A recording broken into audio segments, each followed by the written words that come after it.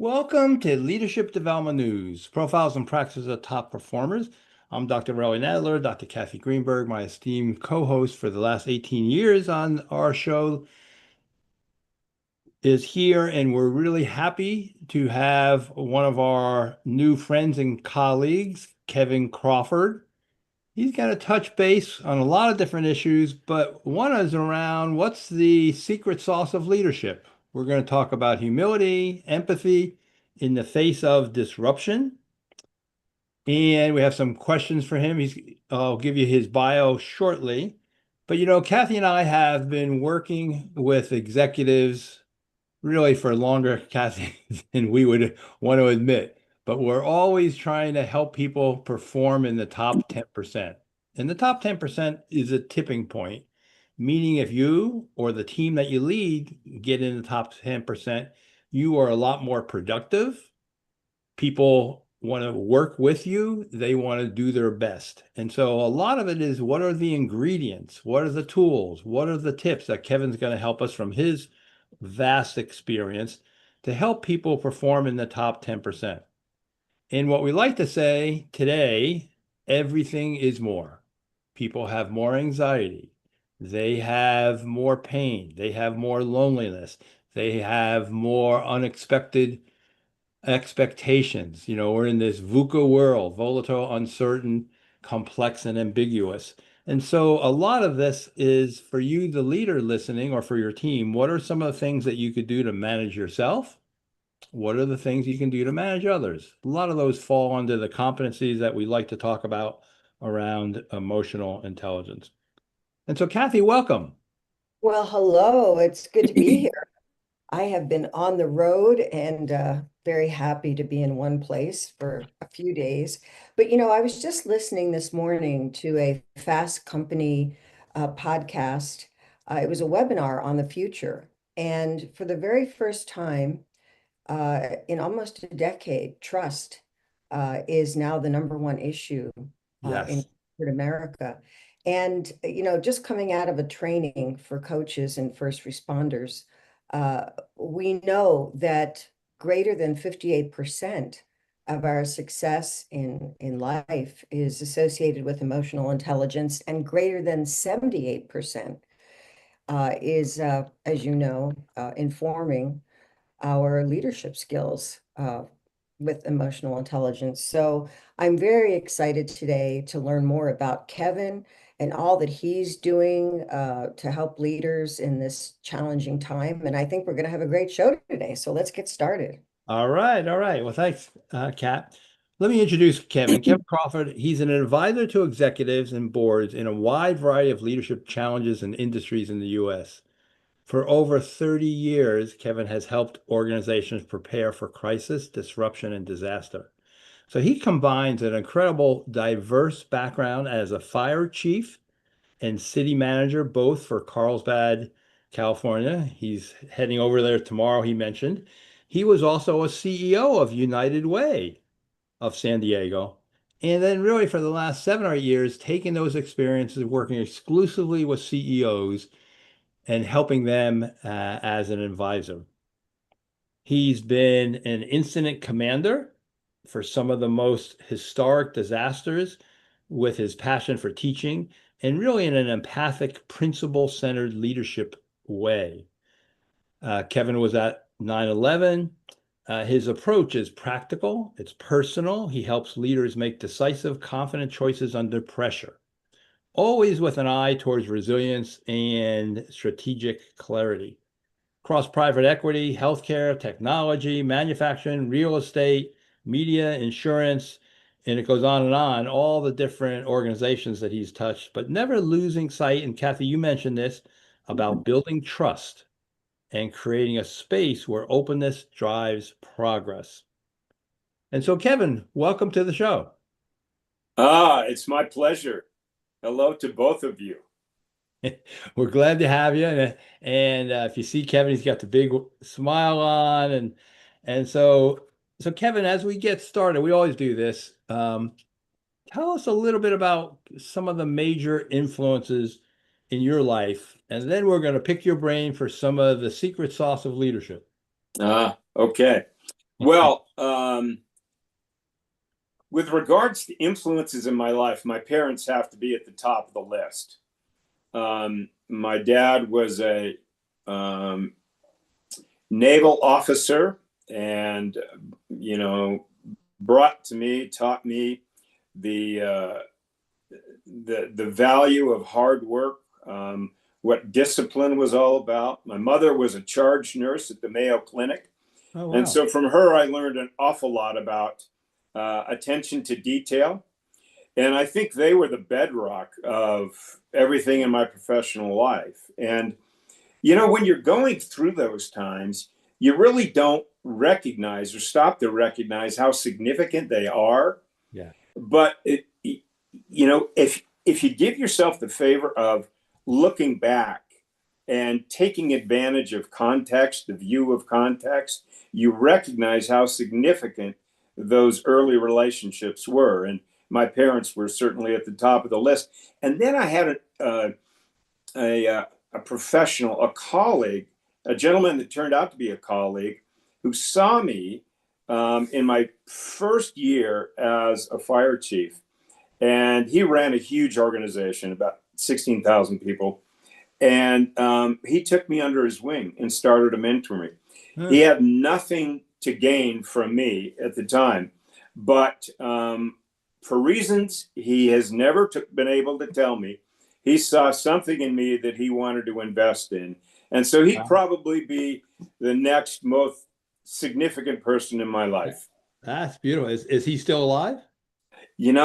I hate to tell you, he just passed away about a month ago. Oh, that's got to be a big loss for you. Sorry to hear about That is okay. But his memory and his lessons on leadership live on.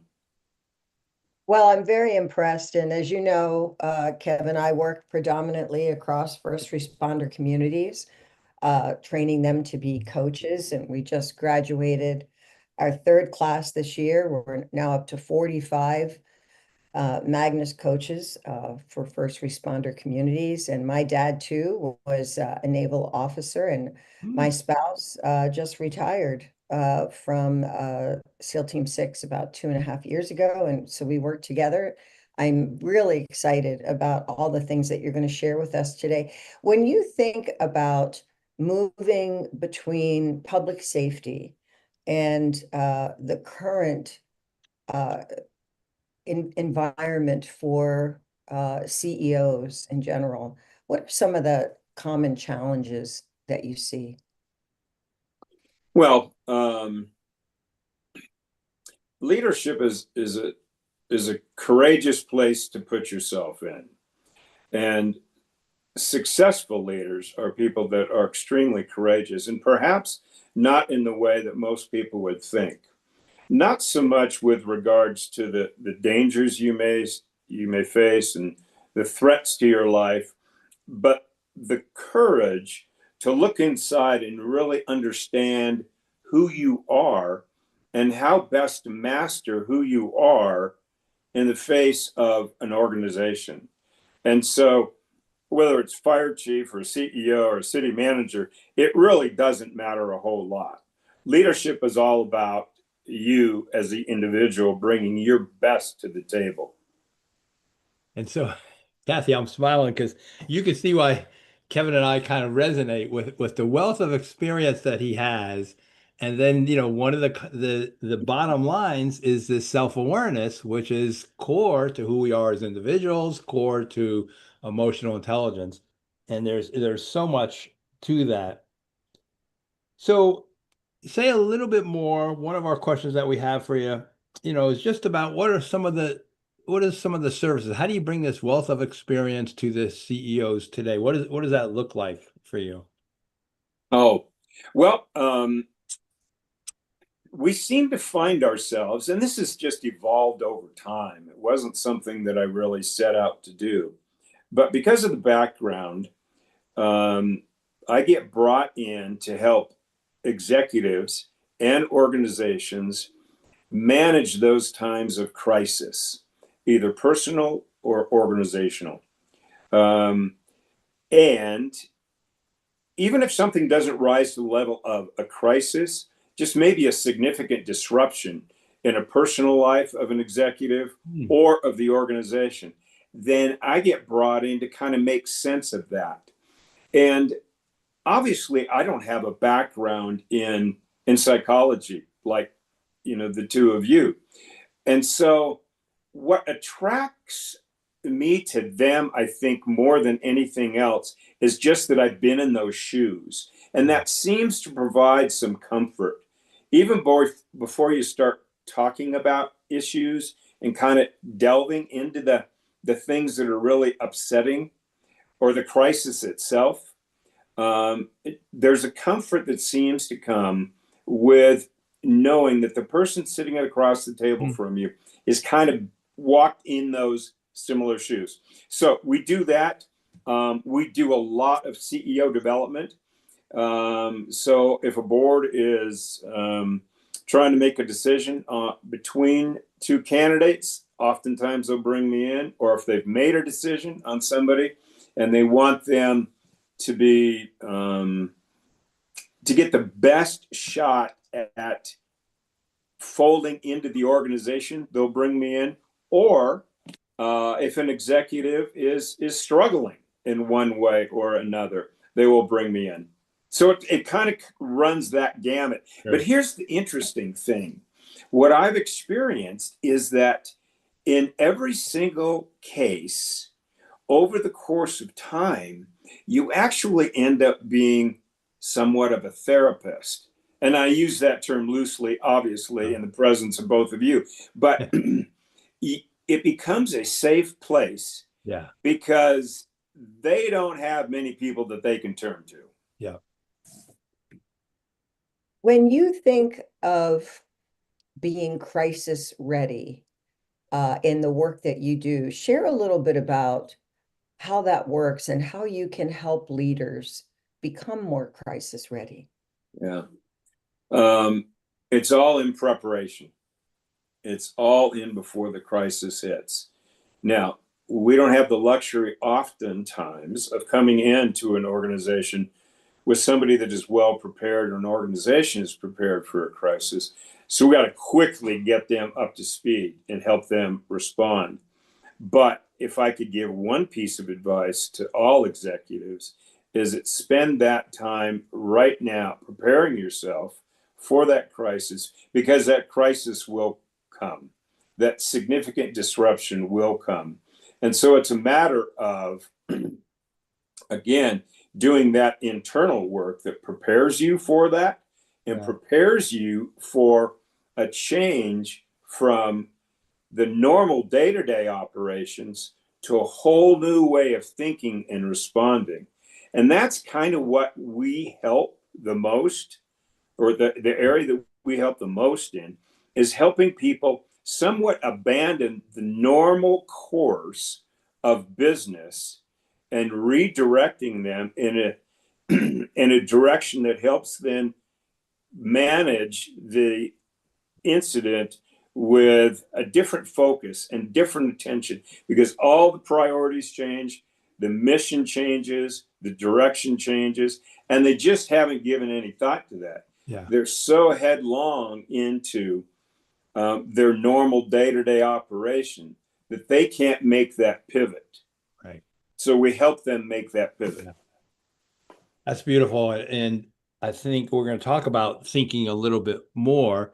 One of the definitions of an advisor, of a coach, is a thinking partner with you and for you. So why do we need that? Why do CEOs need that? Why do leaders need that? They don't take the time to think. Actually, let me say it. They don't have the time to think, and to think strategically. And so coaching and leadership is what Daniel Kahneman called slow thinking, where you analyze, you strategize, you think deep, you look at alternatives. Unless there's an emergency, like you're saying, hopefully you've done some of that in the past so that you could pull out some of those gems, because you've really have done that. how do you get them to kind of think slow? And Kahneman says we only do that about 2% of the time. 90% is fast, fast, fast, which your world has been fast, fast, fast. It's funny that you mention that, because one of the ways I describe what I do is I say that I'm a thought partner with Yes. somebody. And just bringing me into the conversation with an executive forces them to kind of stop all this and just think about the things that they need to think about. When we talk about delegation, I'm just going to touch on delegation because it has relevance here. One of the things I say when it comes to delegation is you ought to have off your plate everything that somebody else can do. Said another way, everything that's on your plate should be stuff that only you can do. And so by doing that, you free yourself up from a lot of the constraints and minutia of business, and gives you space to do that. So we help them, give them permission, if you will, to delegate and give themselves time. Because if they're not thinking holistically about their organization, their people, and themselves, they're not going to be performing at the level that they aspire to. Oh, absolutely. And we think of that in our terms, in the first responder world as getting left to bang. We have so much to dive into here with author and wonderful CEO coach, Kevin. We're going to come right back. We're going to talk about your book, A Chief Reflects on Leadership, and talk about how a leader thinks. So don't go away. Come right back. You're listening to Leadership Development News.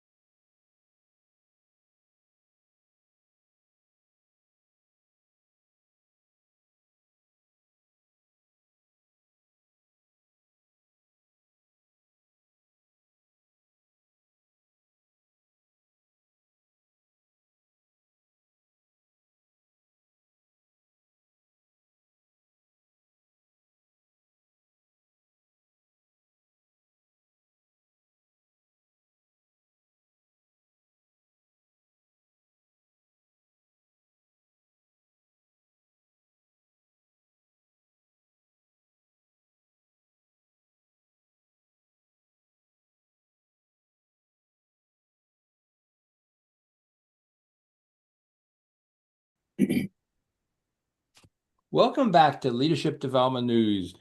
We're talking with our Chief CEO advisor, Kevin Crawford. And you can reach Kevin.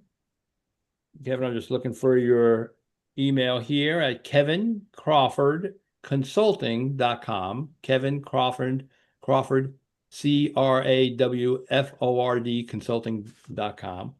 And one of the things, Kevin, it is so interesting that with your experience, that it's coming down to self-awareness. And so maybe take us into it could feel a little soft for executives that I work with, but just like you said, that's where we end up.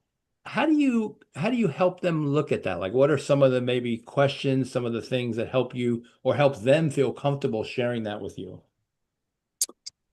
We, you're so right. It does seem soft, and that's one of the challenges with executives, CEO, or anybody in the top leadership of an organization is historically that has been seen as insignificant, and they're resistant to the conversation.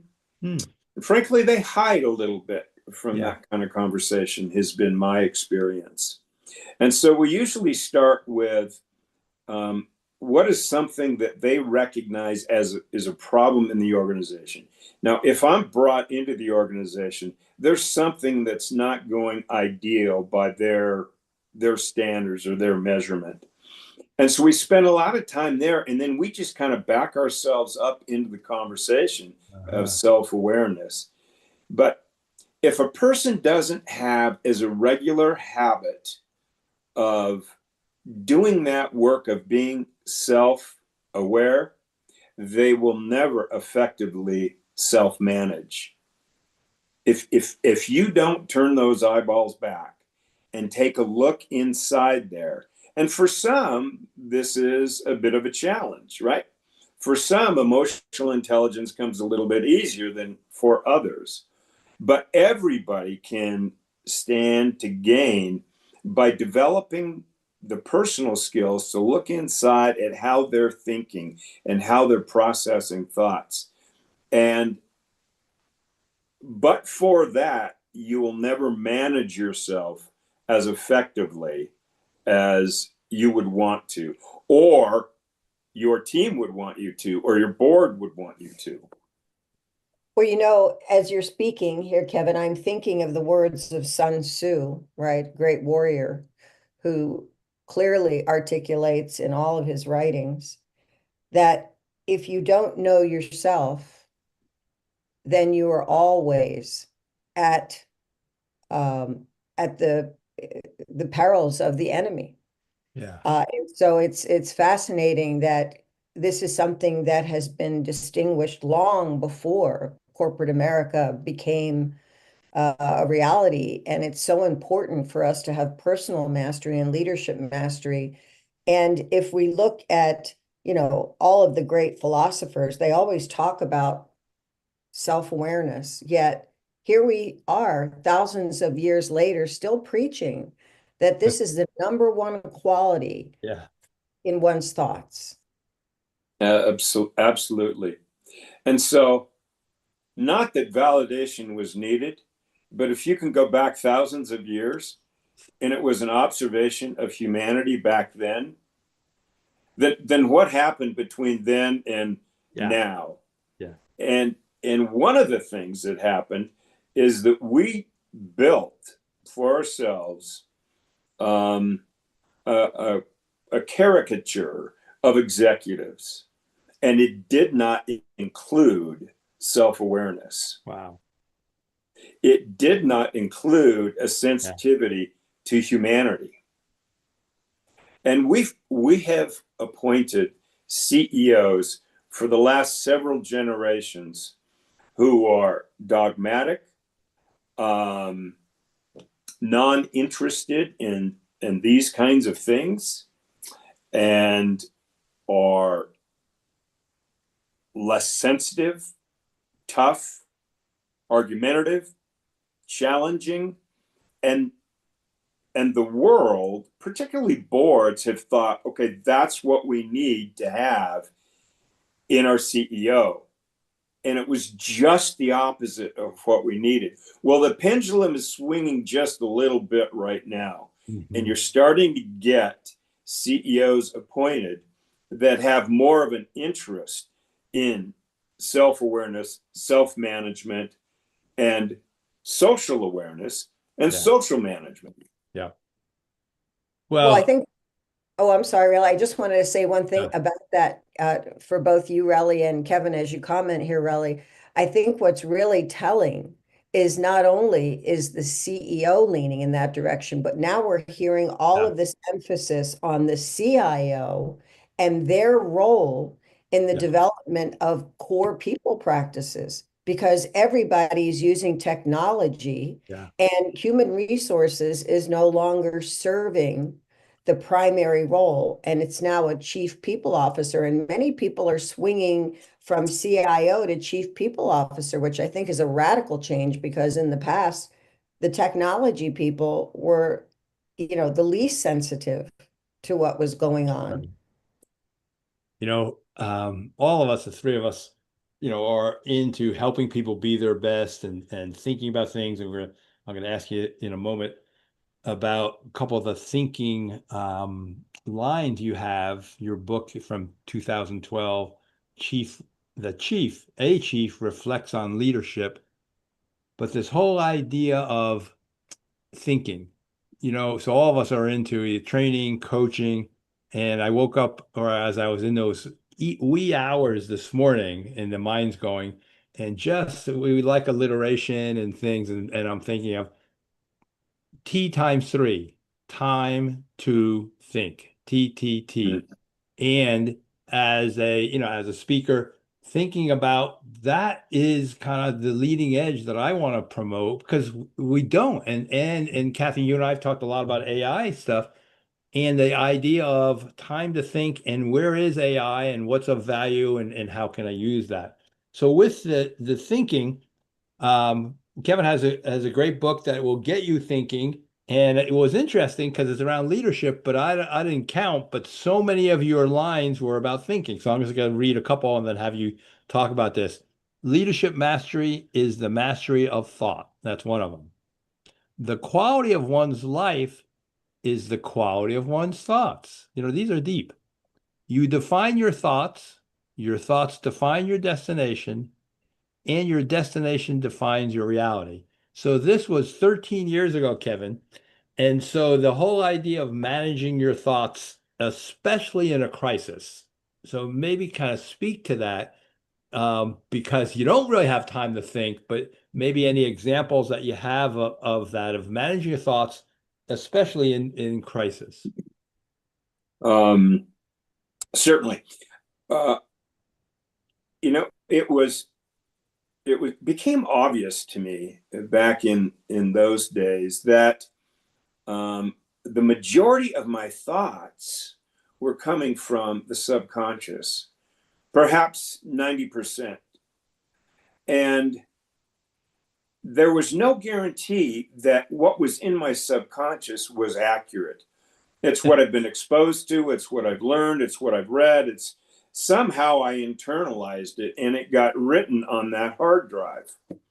And so when I'm going about my business, whether it's in the middle of a crisis or not in the middle of a crisis, I'm pulling from that. That is driving my paradigms and my perspective and my lenses and everything. That defines how I see the world.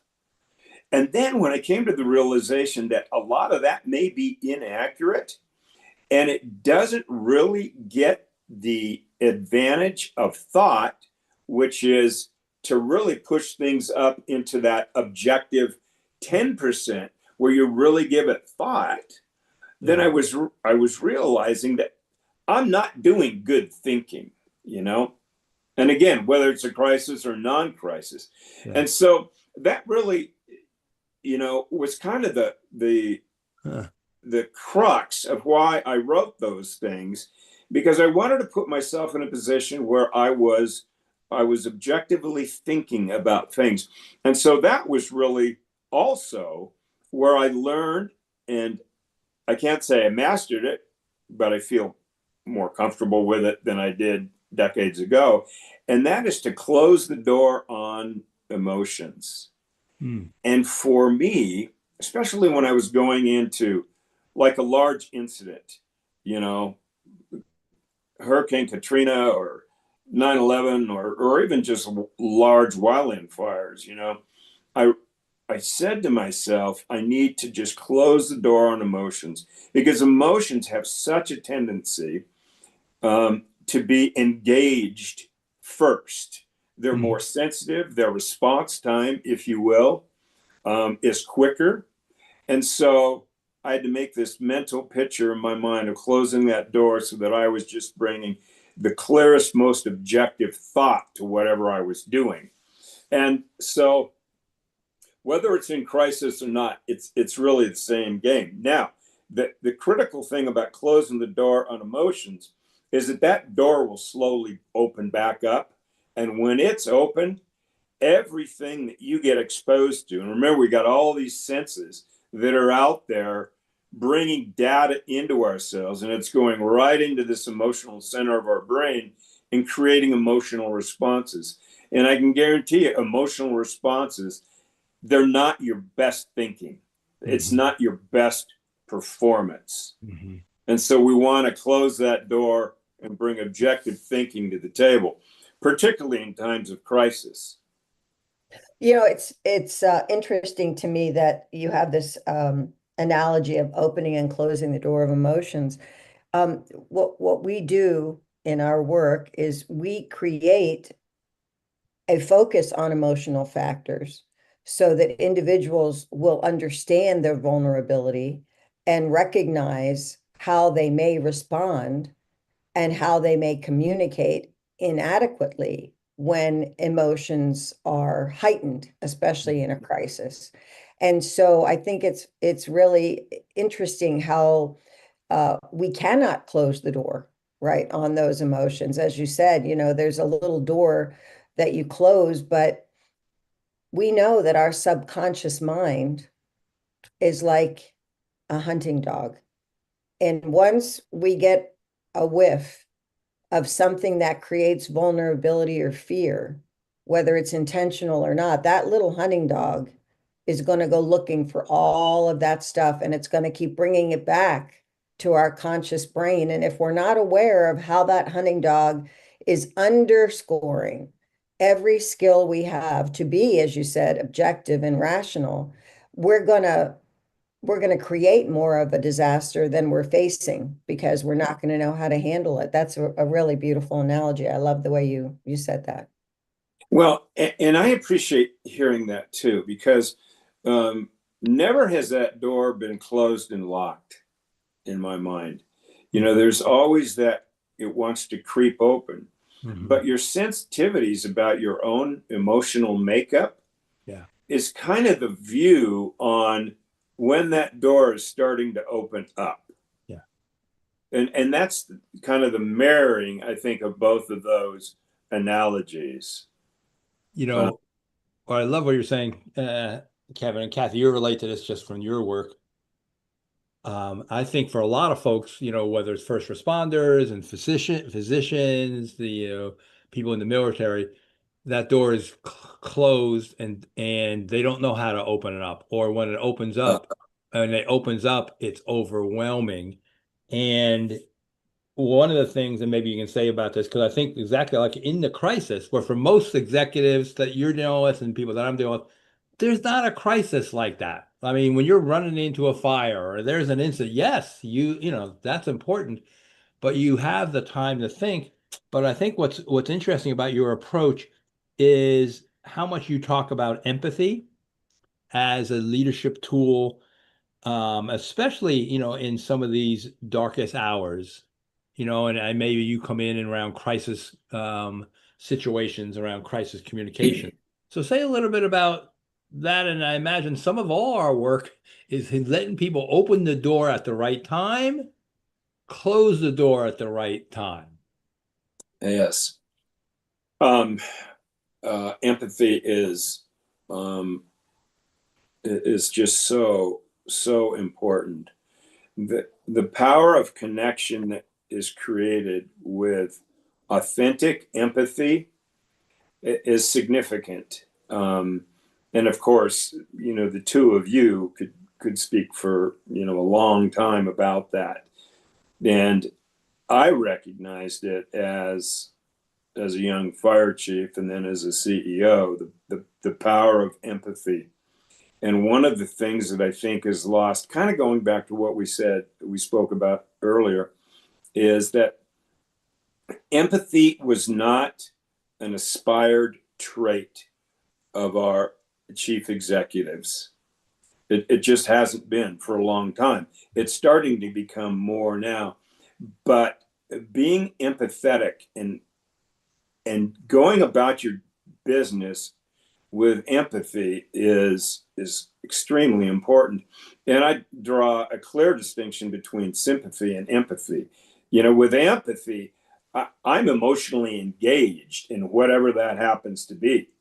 The sympathy, at least the way I look at it, is I have a recognition. I'm sorry that that's going on, and that's the end of it. But this notion of empathy, particularly if it's authentic, and authentic is a very, very interesting thing to talk about.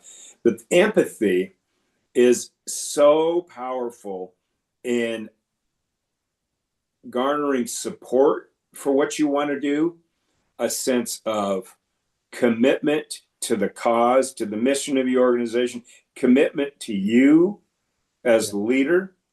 And so I try to bring empathy into everything that I do. That I just don't pull it out of my bag of tricks at one particular moment to try and stimulate a response from somebody. Yeah. But it has to be who I am as an individual.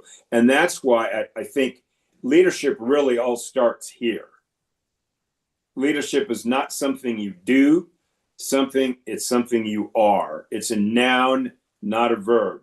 The verbs will come. The fruit will come from it. Well, you said that beautifully, and I think this is a good opportunity to go to a quick break. And when we come back, Kevin, let's talk about how we prepare leaders differently than traditional business training has allowed us to do so that they can stay human rather than becoming a reaction machine. Don't go away. You're listening to Leadership Development News.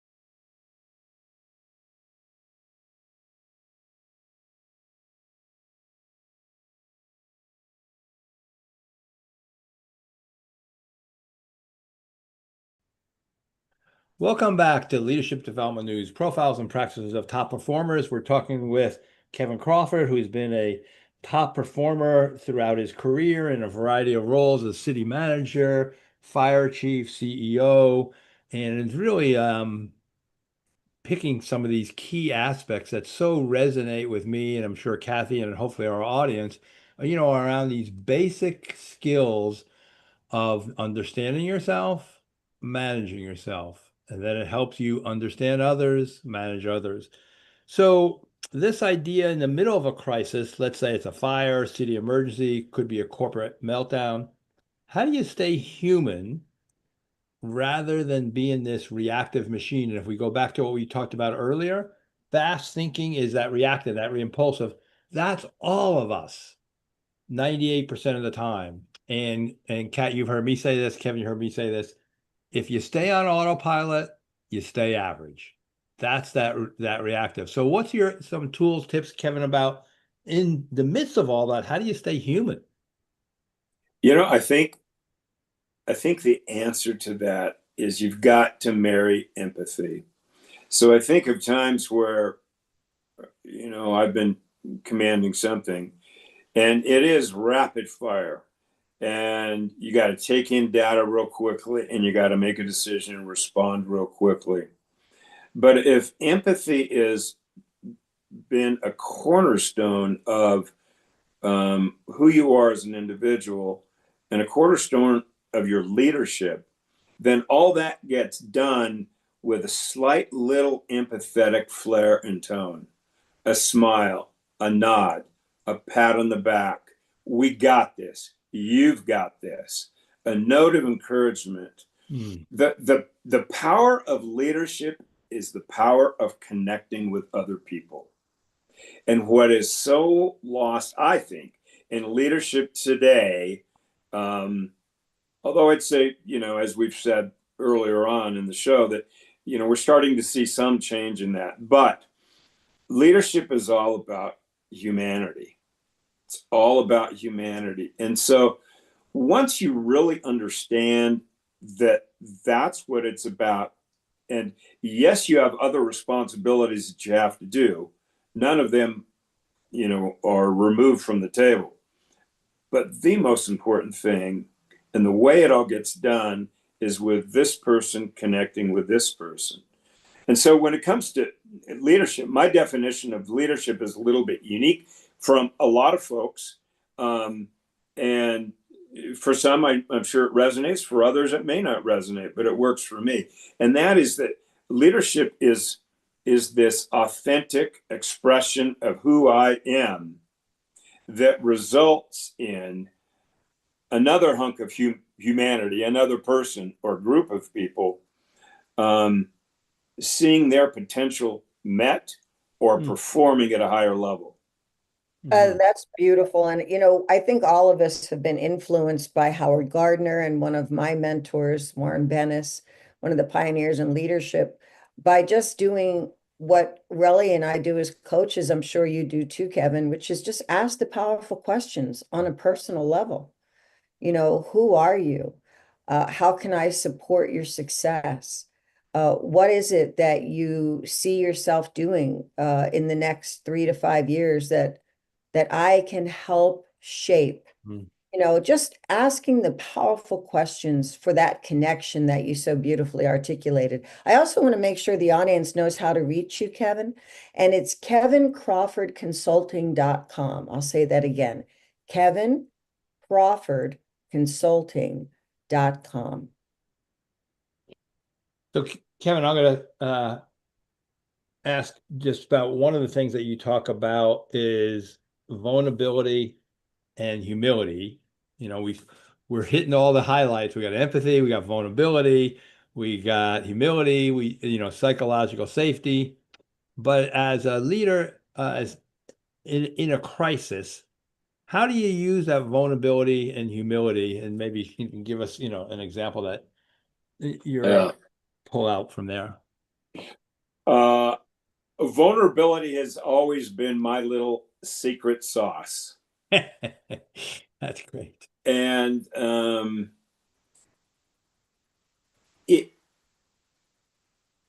is so powerful in giving a sense of empowerment and confidence with those that you're working with, whether it's a crisis or not. And and here's the example that really made it all come to mind for me. Early in the career, running a executive staff meeting, or setting up this new executive staff meeting or team that I just inherited. You know, we always want to meet on purpose, right? We want to have real clarity as to why we're meeting. And then it's really important to establish ground rules. And I thought to myself, when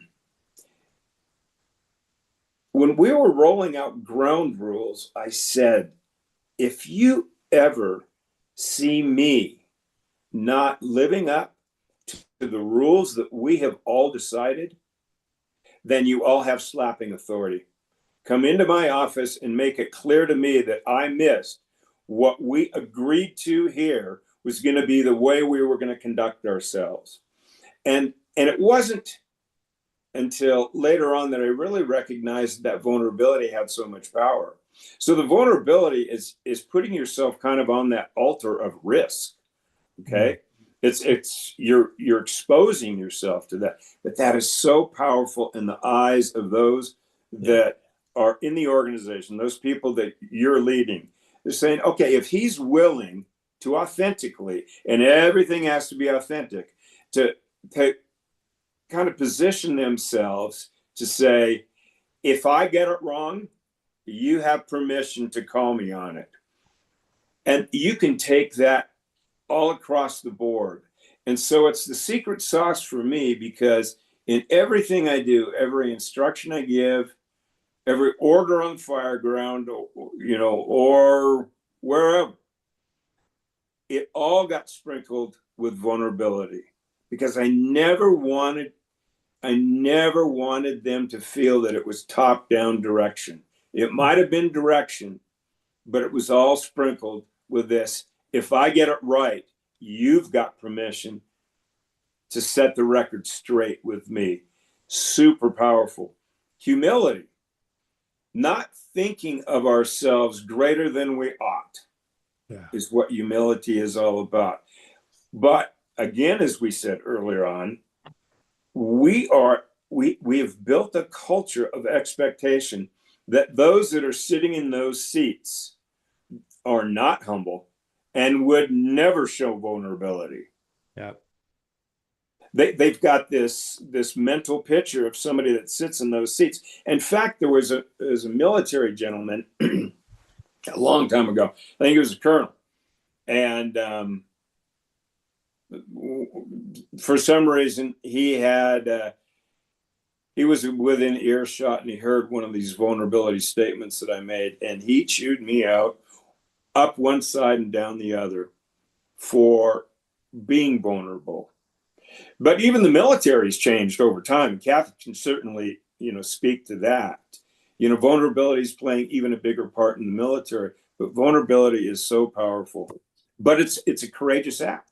It's a tough act. Yeah. Going back to being courageous, leadership is a courageous act. Looking inside with a clear lens on how you think and your paradigms is a courageous act. Vulnerability, a courageous act. Yeah. Super powerful, though.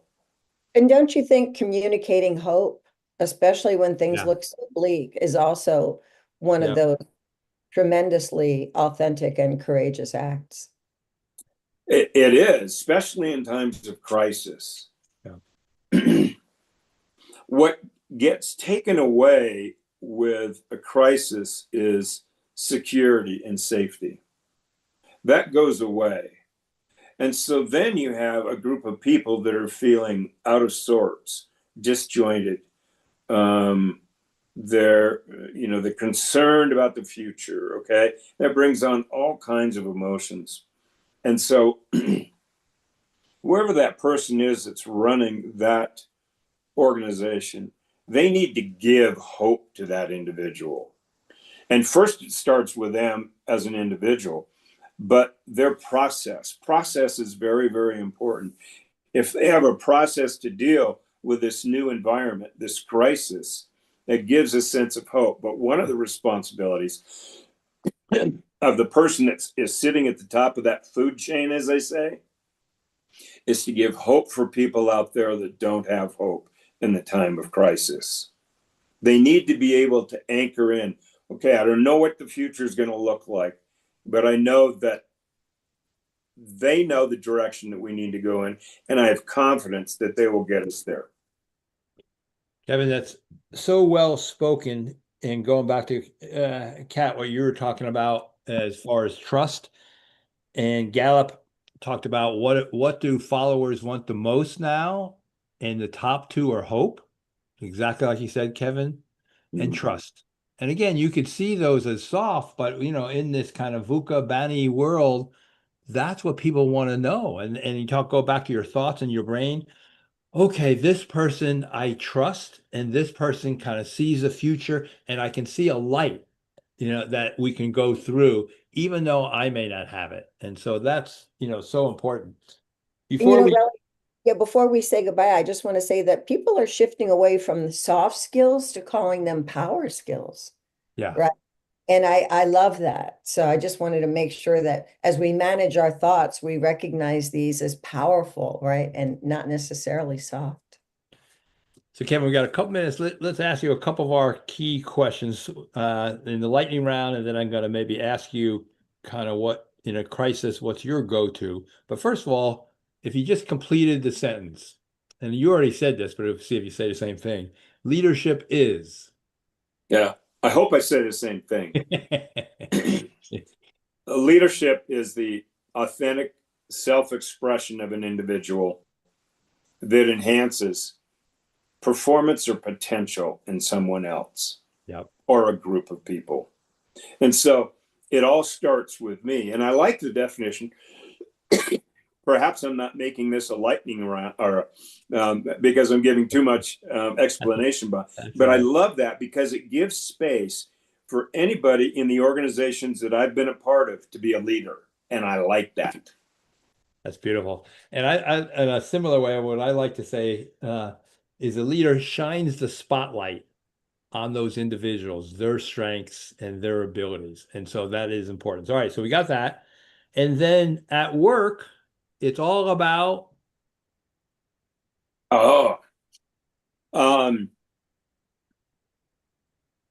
enjoyment at carrying out the mission.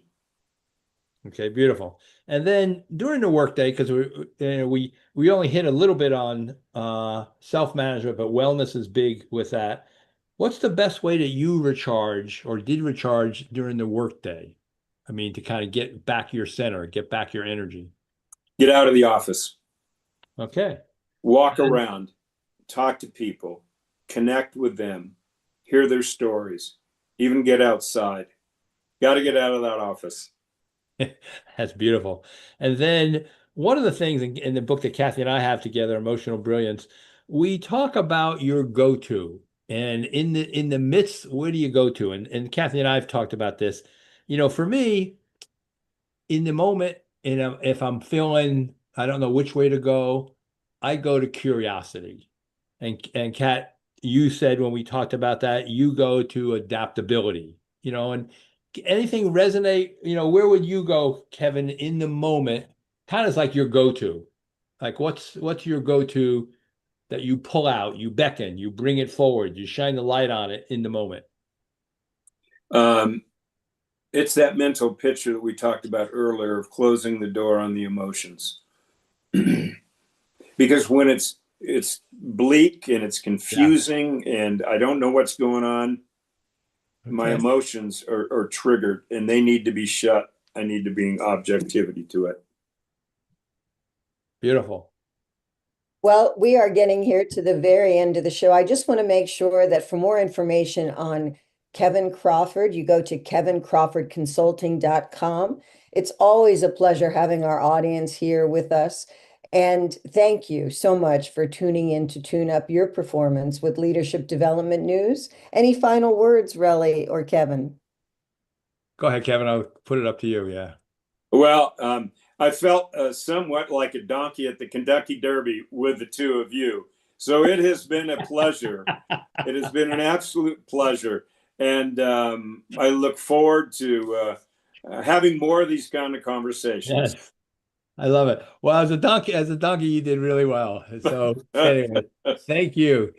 And tune in to tune up your performance on Leadership Development News. That's surely a visual to close with. Bye, everybody. Love you.